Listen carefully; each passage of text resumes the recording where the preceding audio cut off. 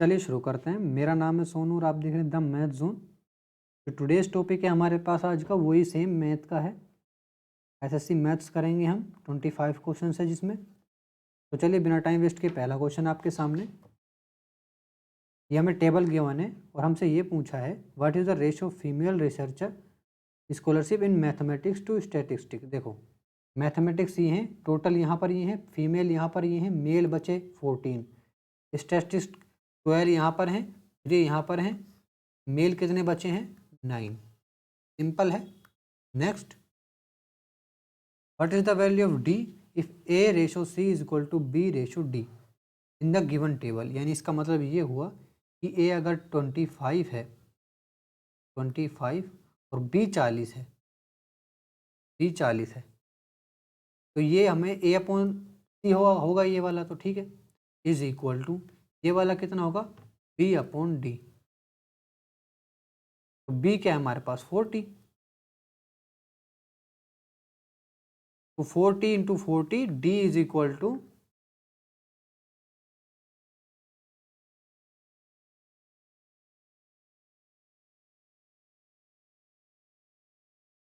Sorry यहाँ पर मैंने वैल्यूज़ गलत ले ली, सॉरी वैल्यूज़ हमें ठीक लेनी है। देखो A upon C is equal to B upon D. A की वैल्यू है 25 और सी की वैल्यू है 30, बी की वैल्यू है 40 और डी की वैल्यू निकालनी है, ठीक है। तो 40 इंटू 30 डिवाइड बाई 25 होगा, गलती से लिख लिया मैंने।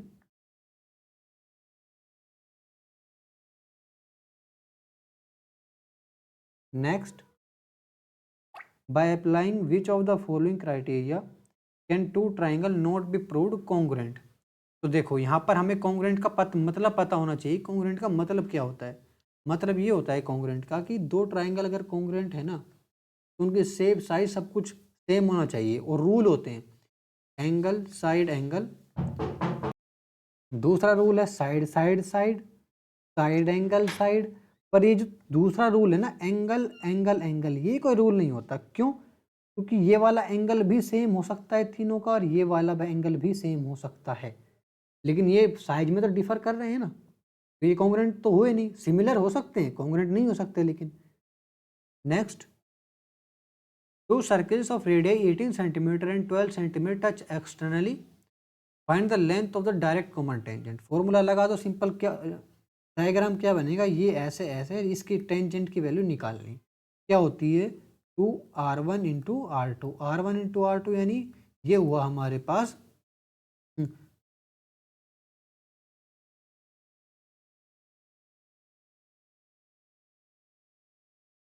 ठीक है, ये वैल्यूज आई हमारे पास। तो ये वैल्यूज आएंगे, देखो 3 3 सेम हो गया, 2 2 सेम हो गया, तो बचा क्या हमारे पास 3 और 2, यानी ये बाहर निकल जाएगा, 6 बाहर निकल जाएगा, तो ये आएगा हमारे पास 12√6। Next, 2 + tan square 2a plus cot square 2a upon sec 2a into cosec 2a is equal to, देखो ये हम ऐसे भी कर सकते हैं कि देखो इसको 1 + tan स्क्वायर 2a लिख देंगे प्लस कोट स्क्वायर 2a + 1 लिख देंगे। इस मैंने 2 को 1 1 x स्प्लिट कर दिया है और ये एज इट इज़ रहेगा सेक 2a कोसेक 2a। यहाँ पर ये बन जाएगा sec square 2a plus cosec square 2a। पर इससे ये कुछ नहीं, ये इससे ये साबित नहीं होगा कि ये पूरा सोल्व नहीं होगा, पर ठीक है, हमें कोई दूसरा लगाना पड़ेगा तिगड़म। क्या होगा ये देखो, यहाँ पर एक हम क्या लिख सकते हैं, tan स्क्वायर 2a को प्लस कोट स्क्वायर 2a को लिख सकते हैं हम sec 2a into cosec 2a -2। ये सोल्व करते जाएंगे तब आएगा ये, ठीक है, क्योंकि 2a की फॉर्मूला लगेगा यहाँ पर, ठीक है, ये ध्यान रखना है। तो अगर मैं यहाँ पर ये रख दूँ तो 2 से तो 2 चला जाएगा, बचेगा ये, ठीक है। तो ये ध्यान से देखो इसको, यहाँ पर स्क्वायर है, ठीक है, यहाँ पर स्क्वायर है यहाँ पर, तो ये देखो हम लिख सकता हूँ 2 + sec square 2a cosec square 2a minus 2, 2 से 2 कैंसिल आउट हो जाएगा, सेक 2a इंटू कोसेक 2a, इससे ये स्क्वायर कट जाएंगे, बचेगा cosec 2a into cosec 2a। देखो ये ध्यान रखना है, वैसा ये आइडेंटिटी आती है आपको तो कर दोगे, वरना फिर टाइम वेस्ट है, इसका कोई फायदा नहीं। Next, Kiran lent 4,000 to 2 person such that one part of it at the rate of 8% per annum and the remaining part at the rate of 10% per annum. He got an annual in simple interest of 352. Then the sum lent and 10% is, देखो 4,000 रुपये जो हैं, 4,000 रुपये वो 2 persons को देती है, ठीक है, 2 पार्ट में कर दो इसको, यानी अगर मैं एक को x मानूं तो दूसरा ओवर 4,000 माइनस एक्स, ठीक है। तो इसने एक को दिया 8% के हिसाब से, 8% पर एनम के हिसाब से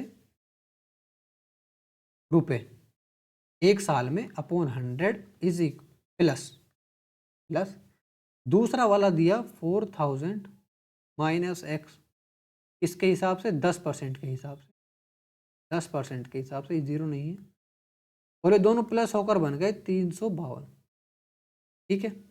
रेट ऑफ इंटरेस्ट यहाँ पर है और टाइम है, एक्स की वैल्यू निकालनी। अब एक्स की वैल्यू निकालेंगे तो यहाँ पर होगी हमारे पास एक्स की वैल्यू, तो इसको सोल्व करेंगे हम, तो यहाँ पर तो 100 एलसीएम है ही, सेम टू सेम कुछ नहीं बचेगा, ऊपर चला जाएगा वहाँ पर, तो यहाँ पर 10 बचेगा, यानी -2x तो बच जाएगा यहाँ पर, फिर क्या होगा प्लस 40,000 यहाँ पर बच जाएगा, ठीक है। और यहाँ पर होगा हमारे पास 35200, ये यहाँ पर माइनस का आएगा, ये प्लस का चला जाएगा, इसका मतलब कितना बचा हमारे पास 4,800 is equal to 2x, x is equal to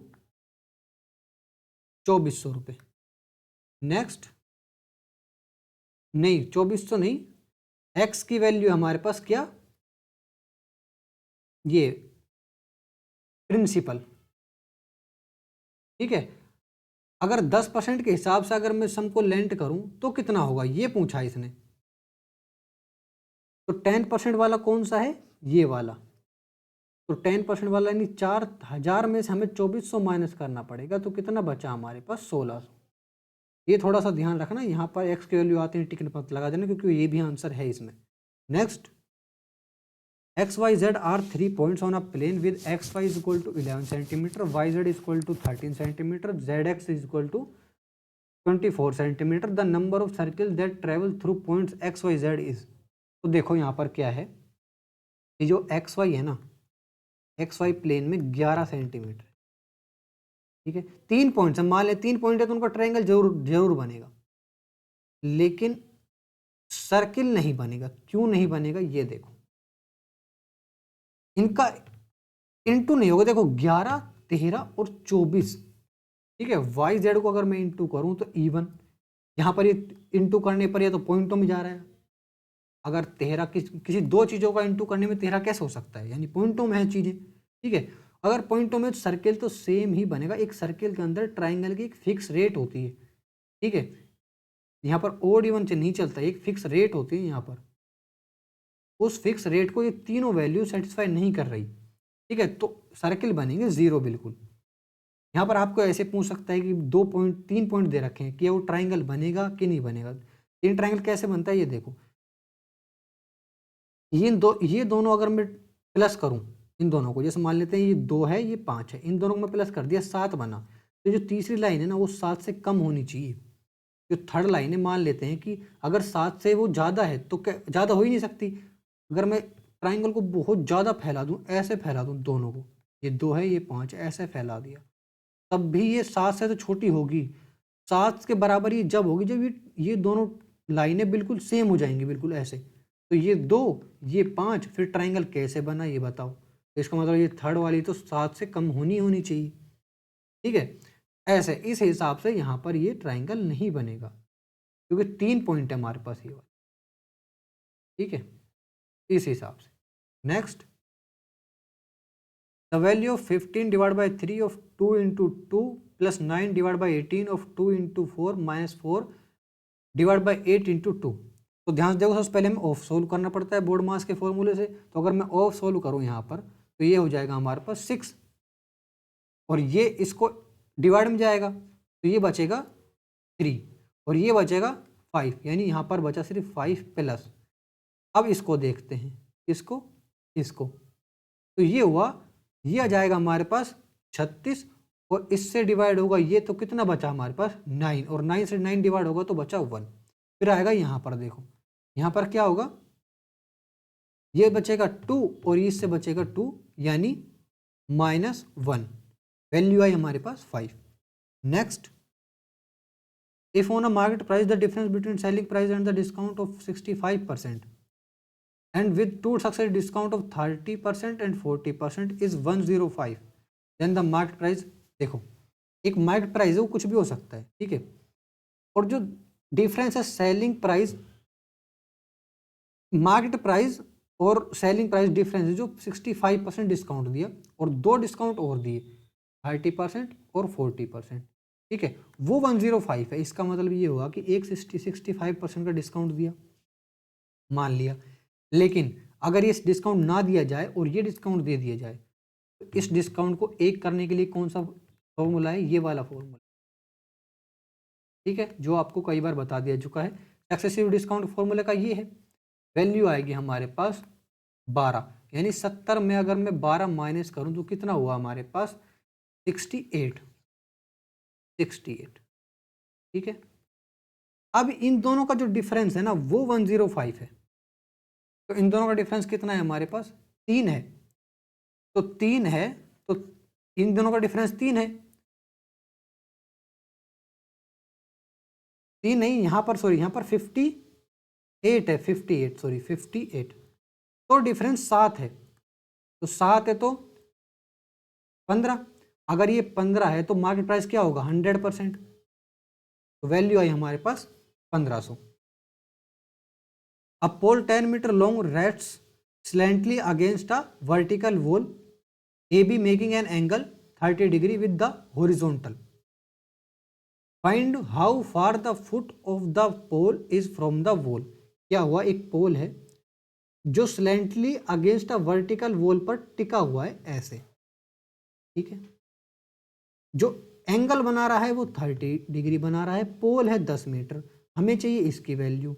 क्या होता है, हाइपोटेनियस अपॉन क्या होगा हमारे पास, ये है बेस, तो बेस अपॉन हाइपोटेनियस क्या होता है कोस थीटा, ठीक है। अब थीटा कितना है 30 डिग्री, तो 30 डिग्री की वैल्यू क्या होती है √3/2 इज इक्वल टू बेस क्या है हमारे पास पता नहीं, हाइपोटेनियस लेकिन 10 है, ठीक है, ये कट जाएगा 5 से, यानी 5√3। नेक्स्ट, ये 5√3, ये डिवाइड का यहाँ पर डिवाइड है, ध्यान से देखना। नेक्स्ट, ये हमें ग्राफ गिवन है और हमसे पूछा ये है कि what percent of the average sales of the schools ABC in 2014 is the average sales of school ACF in 2013। तो देखो ये है ABC 2014, देखते हैं कहाँ पर है, यहाँ पर 2014 है, 14 वाला है ये वाला ऑरेंज रंग में, ठीक है। तो ABC मिलाएंगे, ABC, ए कितना है हमारे पास 70, तो 70, बी कितना है हमारे पास 35 प्लस सी कितना है हमारे पास 80, इसकी एवरेज निकालेंगे 3। फिर क्या हुआ कि average sales of a school ACF in 2013 में कौन सी ACF, ए कौन सा है 50, सी कौन सा है 60 और F कौन सा है 40, डिवाइड करेंगे 3 से, ठीक है। तो ये कितना परसेंट है, कौन सा ये वाला, इसके कितना परसेंट है, तो इसको डिवाइड करेंगे तो 3 से 3 डिवाइड हो ही जाएगा, कट जाएगा, तो ये हुआ हमारे पास 70 और 30 100 और 80 185 डिवाइड बाय, ये हो जाएगा 110 150 इंटू 100,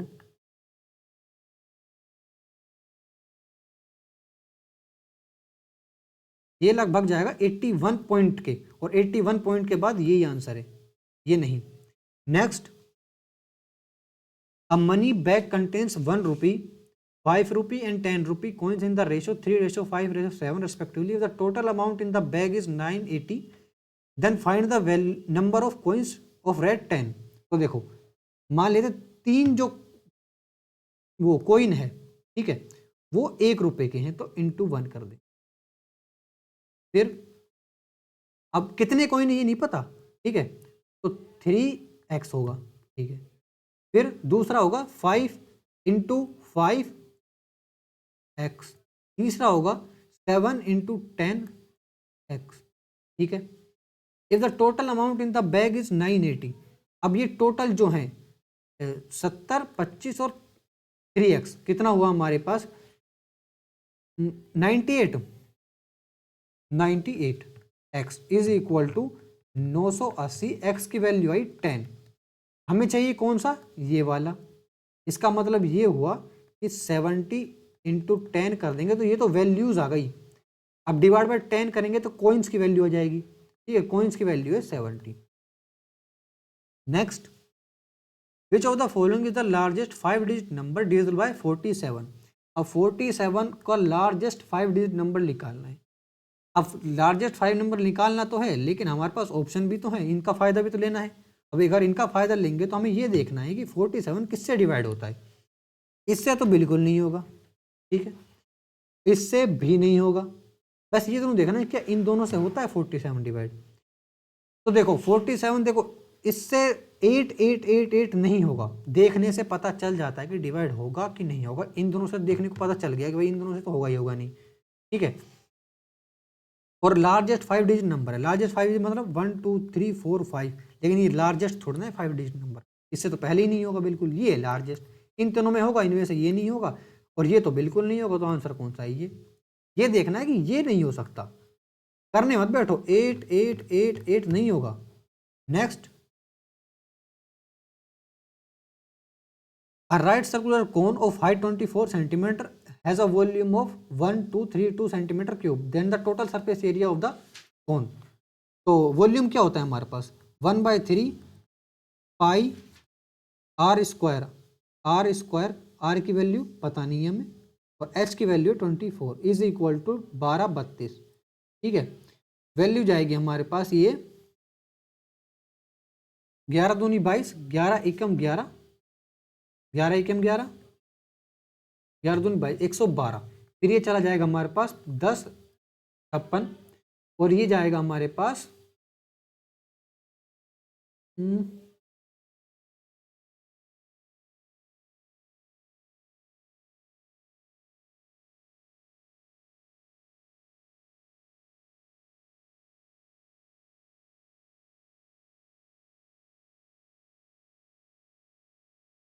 3 और 7, यानी ये लगभग गया हमारे पास R square into 3 is equal to 7 divide by 21, R square is equal to 49, R is equal to 7, ठीक है। अब क्या चाहिए, total surface area. Total surface area क्या होता है हमारे पास, pi R, R plus L, तो 22/7 इंटू 7 प्लस, अब स्लैंट हाइट निकालनी बाकी है। अब स्लैंट हाइट का फॉर्मूला क्या होता है, स्लैंट हाइट क्या होती है हमारे पास, रूट में R square plus H square, R square 49 plus H square होगा 24 इंटू 24 इंटू 24, ठीक है। तो इनको खोल देते हैं पहले, अगर रूट हटाना है तो 7 इंटू 7 प्लस ये हो जाएगा हमारे पास 2 इंटू 2 इंटू 2 इंटू 3, हाँ, प्लस ये same to same 2 into 2 into 2 into 3, ठीक है। तो देखो 7 था, 7 बाहर निकल गया, 2 बाहर निकल गया, फिर 2, लेकिन 1 मिनट यहाँ पर ही प्लस है, सॉरी ये नहीं होगा, पहले इनको प्लस करना पड़ेगा फिर इनको खोलेंगे, ठीक है।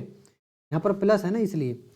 तो अगर मैं 24 का स्क्वायर क्या होता है हमारे पास, 576, और 576 में से 49 प्लस करेंगे तो होगा हमारे पास 625, और 625 रूट हटेगा तो एल की वैल्यू आई हमारे पास 25। ये आसान था, यहाँ पर मैंने प्लस देखा नहीं, यहाँ पर मुझे लगा इंटू है। ठीक है, तो एल की वैल्यू 25, तो 25 और 7 32। ठीक है, तो वैल्यू आई हमारे पास 22 इंटू 32 होगा हमारे पास 704। नेक्स्ट, लेट 0 डिग्री से बड़ा है टी और 90 डिग्री से छोटा है T, then which of the following is true? Sine T is not equal to cos T when T is equal to 45। अगर 45, ये तो गलत है। ठीक है, साइन 45 और कोस 45 डिग्री की तो बराबर होती है वैल्यू।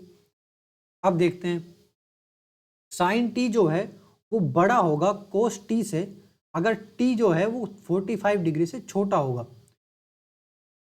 तो ये भी गलत है, क्योंकि साइन की वैल्यू बढ़ती जाती है, ठीक है, और कोस की वैल्यू घटती जाती है। जब हम डिग्री बढ़ाते हैं तो साइन की बढ़ती है, और डिग्री बढ़ाते हैं तो कोस की घटती है। ठीक है, तो आंसर क्या होगा हमारे पास? ये वाला, third. Ramesh purchase some item from a dealer on 19 November 2019। The bill generated was for 5480। He had also purchased some item on 10 November 2019 having the bill value 9800. He cleared both the bills this time and paid the total amount in cash. If the dealer gives a scheme of 2% discount on the payment done with 10 days and 5% for the payment made in cash at the time of purchase, then find the amount paid by Ramesh on 19 November 2019। तो ध्यान से ये देखो पे कि 10 नवंबर को उसने कोई सामान खरीदा था 9800 रुपये का, जिसमें उसको 2% का डिस्काउंट मिल गया। ठीक है, तो बचेगा 98/100। फिर उसी दिन जिस दिन इसने क्लियर किया था बिल और सामान लिया जो था कितने का? 5480। उस पर इसको डिस्काउंट मिला 5% का, तो कितना हुआ? 95। दोनों को सोल्व करेंगे तो वैल्यू आई 98 का, पहले तो स्क्वायर निकालेंगे 9604, और इसकी वैल्यू आएगी हमारे पास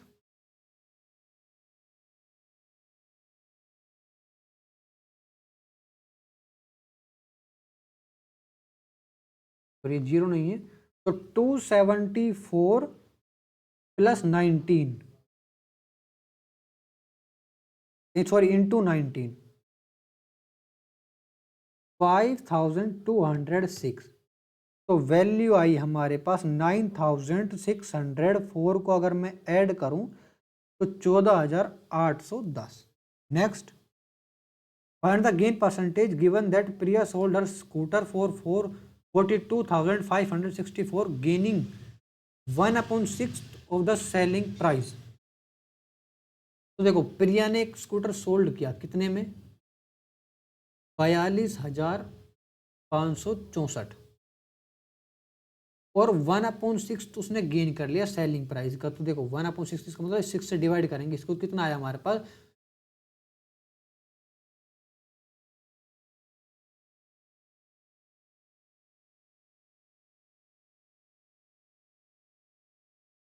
7,004 रुपये का इसका फायदा।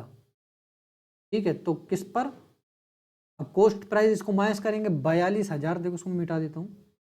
42,000 में से मैं माइनस करूँगा 42,564 में से माइनस करूँगा मैं 7,004 को,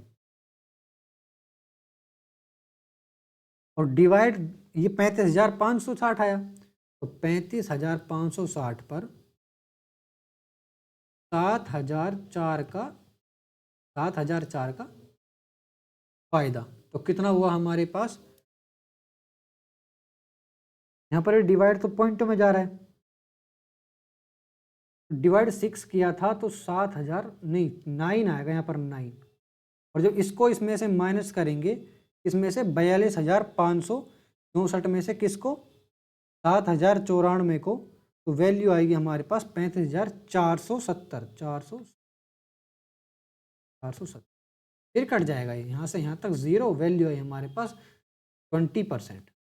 ठीक है, next, if a + 1/= 12 then the find the value of a² + 1/²। ये आसान है बिल्कुल। देखो a + 1/a है, स्क्वायर करेंगे तो a² + b² + 2ab। अब 2ab तो ab कट जाएगा यानी 2 बचा, = साइड का स्क्वायर कितना होगा 144 यानी 142। Next, the side of an equilateral triangle is 28 centimetre, taking each vertex as the centre, a circle is described with a radius equal to half the length of the side of the triangle. Find the area of that part of the triangle which is not included in the circle. तो diagram क्या बनेगा, diagram बनेगा ये वाला। एक triangle है, मान लेते हैं इक्विलेटरल ट्राइंगल, और जिसमें हर एक वर्टेक्स पे एक सर्किल है, ठीक है, जो टच हो रहे हैं एक दूसरे को। ठीक है, तो ये 1/3 हिस्सा, सॉरी 1/4, 1/3 हिस्सा ये वाला, 1/3 हिस्सा ये वाला, 1/3 हिस्सा ये वाला, 28 सेंटीमीटर। इसका मतलब ये होगा रेडियस इसकी कितनी है हमारे पास, इसकी रेडियस है 14। अब यानी ये हुआ कि एक एरिया यहाँ से ये घटा। पहले तो इस ट्राइंगल का एरिया निकाल लेते हैं। ट्राइंगल का एरिया क्या होता है, इक्विलेटर का √3/4, √3/4 28 × 28, ये हुआ हमारे पास 7। वैल्यू आई हमारे पास 28 × 7 होगा हमारे पास 96, 196 √3। ठीक है, अब इसमें से माइनस क्या करें हम, माइनस करें हम 1 2 3। यहाँ पर अब क्या करें कि ये 3 सर्किल है, मान लो ये 3 सर्किल हैं, ये 3 सर्किल हैं। अब ये तीनों मिलकर कितना हुआ है, हाफ सर्किल बन गया। क्यों, क्योंकि ये 60, ये 60 और ये 60। ठीक है, तो ये तीनों मिलकर 180 डिग्री यानी हाफ सर्किल बनाएंगे, ऐसे हाफ सर्किल। इसमें से πr² करेंगे, वैल्यू आई हमारे पास 196 √3 माइनस होगा 11.2, ये वैल्यू जाएगी हमारे पास 11.7 इंटू में 28,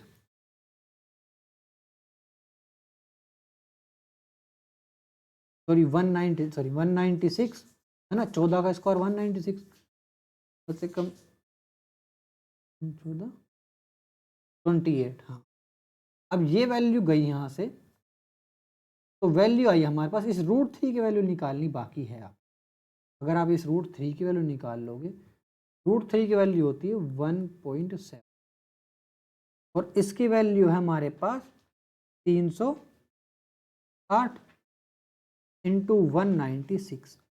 ये लगभग 329 के लगभग जाएगा ये, और माइनस करेंगे तो 31 के लगभग आ जाएगा आंसर। नेक्स्ट, ये हमें टेबल गिवन है, हमसे पूछा है for all the 5 years from 2015 to 2018 the average production of B type cars is how much less than that of the combination average production of A type and C type cars. तो average production निकालेंगे हम B type cars का, तो देखो कितना less है, 680, 750, 620 और 540, ये है हमारे पास बी टाइप कार्स।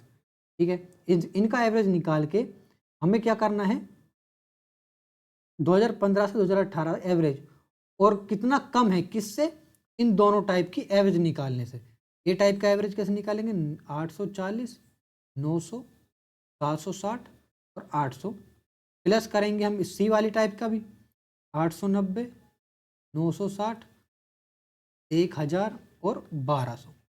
इन दोनों को प्लस करके, इनको प्लस करके डिवाइड करेंगे, इसको भी 4 से, इसको भी 4 से, डिफरेंस बताना है कितना है। इनको प्लस किया, हमारे पास कितना है, हमारे पास 1200, 1900, 1900, 2400, 2400 हुआ हमारे पास, और फिर ये 8, 20, 100, 150 और 190, यानी 2590। ये हुआ हमारे पास कितना, डिवाइड बाय यहाँ से 4 करेंगे, ये हुआ हमारे पास 1600, 1600 और 3300, 3300 और 7, 4000, 4000 में प्लस करेंगे हमारे पास 100, ये हो गया हमारे पास 4100 डिवाइड बाय 4। ये हुआ हमारे पास 1200 और 1000, 2200, 2200 प्लस 900, 3100 और 3100 और 800, 2900 और फिर 4000, 4050, 4050 डिवाइड बाय 4। एक बार फिर से चेक कर लेते हैं। देखो ये 600, 12, 2590, ये ठीक है। 800, 900 हमारे पास 8, 1600, 1600 और 9, 2500, 2500 और 7, 32, 3200, 3300। देखो सॉरी, यहाँ पर ये 3300 आएगा, ठीक है। और ये 800, 2200, 900, 900 और 60, 150, 4050, ठीक है। अब इनकी वैल्यूज निकालते हैं हम, और या फिर ना भी डिवाइड करें तो डिफरेंस निकाल लें। डिफरेंस कैसे, देखो इनका डिफरेंस तो निकालना है, यहाँ पर ये वाला डिफरेंस का और इसका ऐसा डिफरेंस निकालना है, ठीक है।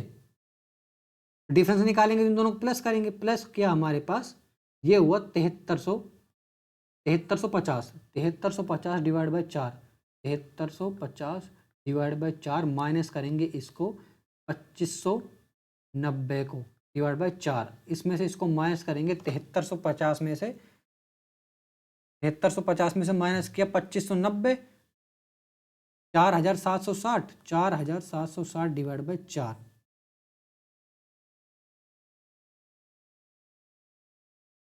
वैल्यू आएगी लगभग 1, और 1 तो इसमें ऑप्शन में है नहीं, इसका मतलब यहाँ पर ही गड़बड़ी है, यहाँ पर सही है यार, इसने कंबाइंड एवरेज, कंबाइंड एवरेज, देखो इसकी एवरेज निकाली, इसकी एवरेज निकाली, अब इन दोनों की और एवरेज निकाले। जैसे ये देखो, इसकी एवरेज लगभग लगभग, इसको डिवाइड करेंगे हम 3300 को, 3300 को मैं अगर 4 से डिवाइड करूं तो वैल्यू आई हमारे पास 825, ठीक है। इसकी एवरेज 825 प्लस इसकी एवरेज कितनी आई हमारे पास, इसकी एवरेज आई हमारे पास 1012.5। अब इसकी एवरेज निकालो, इसकी एवरेज आएगी हमारे पास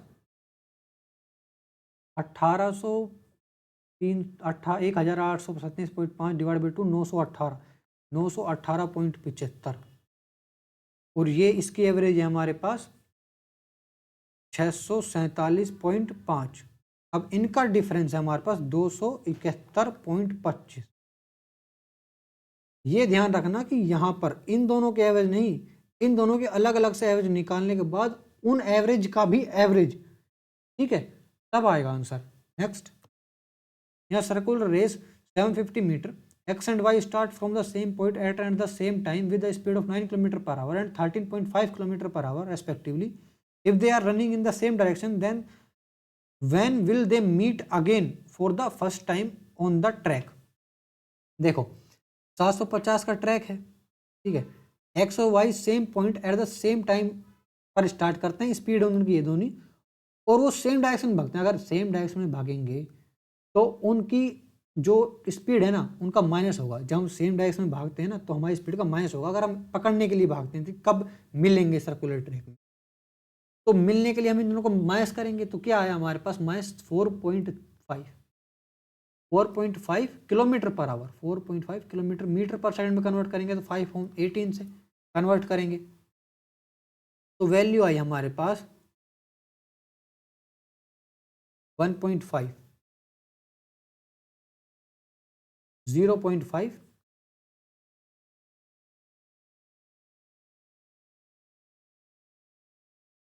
यानी ये हो गया हमारे पास 5.4, तो 750 इंटू 4 कितना है हमारे पास 600 seconds. Next, a bus travels 1/3 of the distance initially at a speed of 40 km per hour. The next 1/3 of the distance 50 km per hour.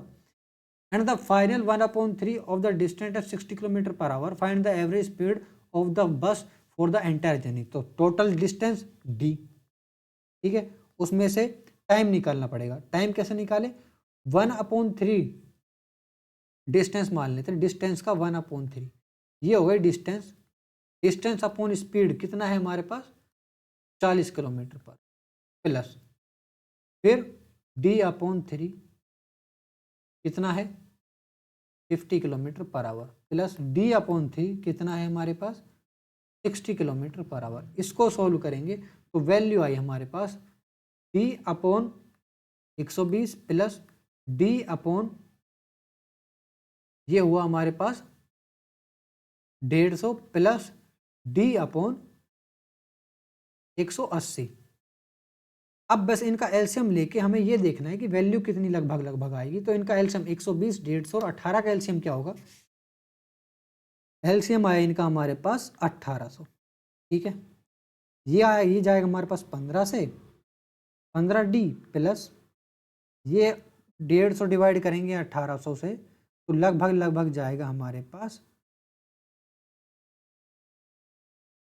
12 से, और 1800 से 180 को डिवाइड करेंगे तो वैल्यू जाएगी हमारे, ठीक है, डी से 3 और डी कट जाएंगे, वैल्यू आएगी 1800 डिवाइड बाय 15 और 10 25, 25 और 12 37।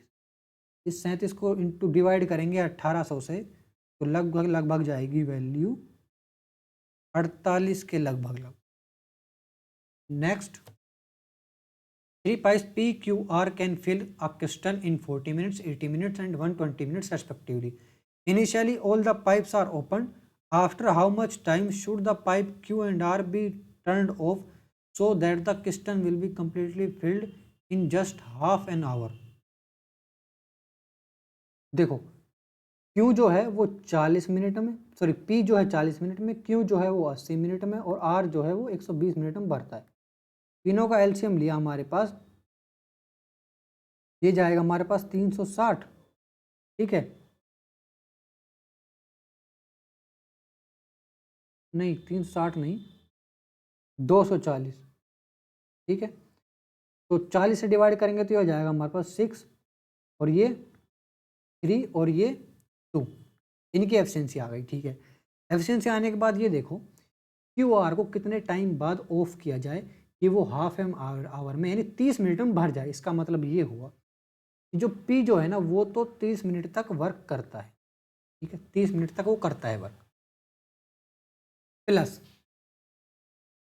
ये दोनों मिलकर यानी जो 5 हैं ये दोनों कितने टाइम तक वर्क करेंगे कि 240 वर्क कंप्लीट हो जाए, ठीक है। तो वैल्यू आएगी हमारे पास 5x is equal to 60, x is equal to 12, यानी 12 मिनट तक ये काम करते हैं, यानी 12 मिनट तक बंद हो जाते हैं। Next, if the sum of 3 numbers is 18 and the sum of their squares is 36, find the difference between the sum of their cubes and 3 times of their product। तो यानी ये क्या क्या कह रहा है कि देखो नंबर है 3 जिनका सम है 18 और जिनका स्क्वायर का सम है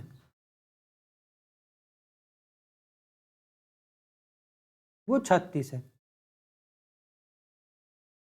देखो अब अगर इन दो इक्वेशन को मैं सोल्व करूं तो ये दो इक्वेशन सोल्व नहीं होंगी, ठीक है। यहाँ पर लगेगी आइडेंटिटी। क्यों लगेगी आइडेंटिटी? क्योंकि इसने आइडेंटिटी पूछी है, इसने ये पूछा है a³ plus b³ plus c³ minus 3abc, ठीक है, इसने ये पूछा है। अब इसकी आइडेंटिटी ये होती है हमारे पास कि a plus B plus C, A square plus B square plus C square minus A B plus B C plus C A, ठीक है, ये होती है आइडेंटिटी। अब अगर ये आइडेंटिटी होती है तो इसमें ये इसकी वैल्यू पता है, इसकी वैल्यू पता है, इसकी वैल्यू नहीं पता, इसकी वैल्यू निकालनी होगी। इसकी वैल्यू कैसे निकालें? इसकी वैल्यू ऐसे निकालनी होगी a plus B plus C का स्क्वायर क्या होता है हमारे पास, A square plus B square plus C square plus 2ab plus B C plus C A. इससे ही इसकी वैल्यू निकलेगी। कैसे? इसका स्क्वायर करेंगे कितना होगा, 18 का स्क्वायर हमें करना है, तो 18 का स्क्वायर हमें निकालना पड़ेगा, तो क्या होता है हमारे पास 324। और अगर 324 में से माइनस करेंगे हम 36 को और डिवाइड करेंगे 2 से, तो A B plus B C plus C A की वैल्यू निकलेगी, जो कि हमारे पास 144। अब 144 है, तो अब यहाँ पर 144 रख दो। A plus B plus C की वैल्यू हमारे पास 18, ठीक है। इसकी 36 minus 144 is equal to 18 into minus का 108, लगभग लगभग लास्ट में आएगा 44, यानी आंसर है 1944 माइनस का। Thank you.